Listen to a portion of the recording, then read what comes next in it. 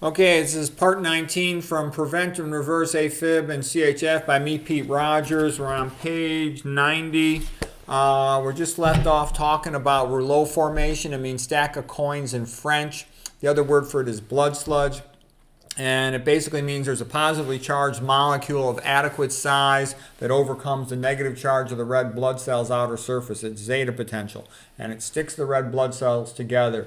So the blood becomes thicker, like a milkshake instead of normal blood, which is like water. You got a blood pressure to pump blood to the top of your cerebral cortex, your brain, pumped against gravity. So if the blood is thick, pressure has to go up. Okay.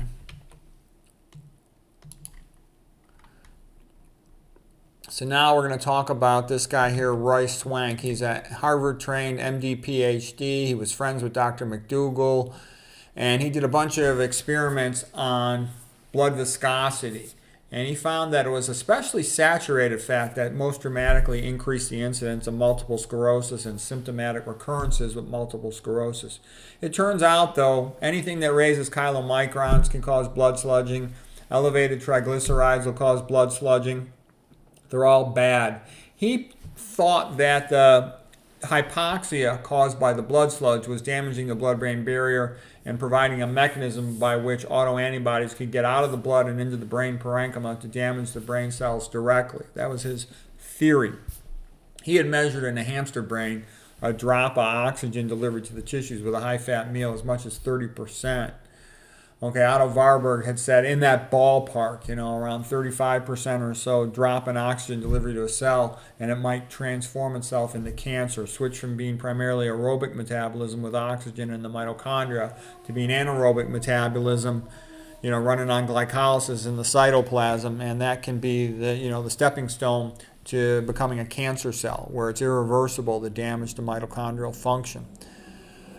Okay, so the point of all that was the same thing that's causing multiple sclerosis also increases the risk of cancer, these high-fat diets. And Royce Swank followed many multiple sclerosis patients, first while he was in Canada and then later when he moved to Oregon in the United States. And he wrote a paper on follow-up of about 32 years, and 95% of the early diagnosed MS patients would not progress. So that's quite remarkable.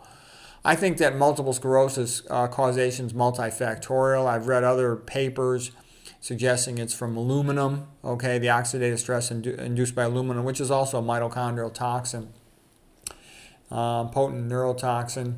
And also I've seen other people saying it's from the amalgam mercury, and they've gotten improvements in the patients when they've taken those out.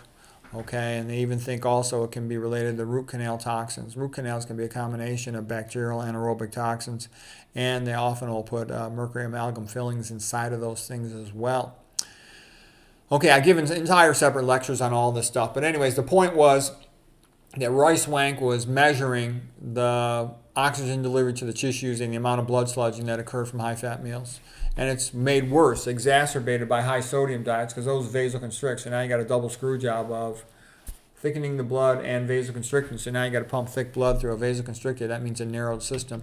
It's going to raise blood pressure more. High blood pressure injures arterial walls.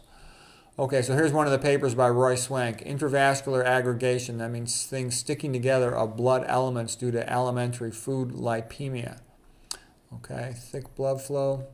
I made videos on all this stuff. Here's another paper, effective dietary triglycerides on red blood cells, rheological properties like whether or not they're sticking together in the blood viscosity. Plasma triglycerides correlated significantly with rouleau formation. There you go. LDL cholesterol correlates with it as well. Dr. Sloop did work showing that.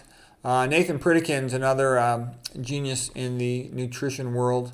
His books are very easy to read. They write really clear. This one was just written about him by like his wife. But here's a Nathan Pritikin book, The Pritikin Program for Exercise. And you can just go to Dr. McDougall's website, and Nathan Pritikin's legacy book is there. It's great. Everything Nathan Pritikin wrote is great. The guy's got just fantastic logic. I really enjoyed reading his books. It's so clear. And he studied fat pretty extensively, and he said, you know what, you can't win with fat. Fat is bad. All dietary fats are bad. You just want to minimize your dietary fat intake. And it's impossible to be too low in fat intake. In controlled research diets of less than 1% of calories from fat, the patients got all the fat they needed. So any naturally occurring diet, you're going to get a lot more than 1%. So it's a non-issue. You don't need to worry about it. Okay, who's the other doctor who showed atherosclerosis could routinely be at least partially reversed with a low-fat vegan diet? Was Walter Kempner, MD at Duke University in Durham, North Carolina. Here's a good biography of him, Walter Kempner and the Rice Diet, by Barbara Newborg. She's a lady doctor who worked with him as an assistant to him. Also, again, you just go to Dr. McDougall's website, drmcdougall.com, and you'll see the Walter Kempner books. Okay, you want to read part 2. There's a volume 1 and a volume 2. You want to read volume 2 because volume 1's like in German. Okay, you're not going to be able to read it unless you speak German. Okay, so it was pretty obvious. Okay, here's another doctor who showed low-fat vegetarian diet could reverse coronary artery disease. This is the Dean Ornish lifestyle trial, randomized controlled trial. Okay, it was in the Lancet Journal, 1990. So then there's also studies. There's studies done on monkeys, Armstrong study. Here's a Dean Ornish book about reversing heart disease. You know, it's pretty obvious. You want to go low-fat vegan. Here's the Caldwell-Esselstyn paper.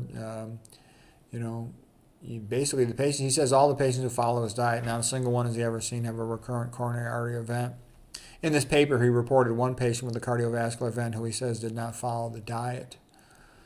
Okay, so there it is. If you want to prevent atherosclerosis, go low-fat vegan. That's the best thing by far that you could do because it lowers your cholesterol. It lowers your amount of blood sludge rouleau formation. So, you know, you can strengthen the diet even more by being low sodium. He talks about eating a lot of greens too to increase your systemic nitric oxide as well. But the good news is it's very doable. It's been done by tons of people and it's pretty easy to follow. I'm a low-fat vegan because it's the best diet. I want to be healthy. That's what you do.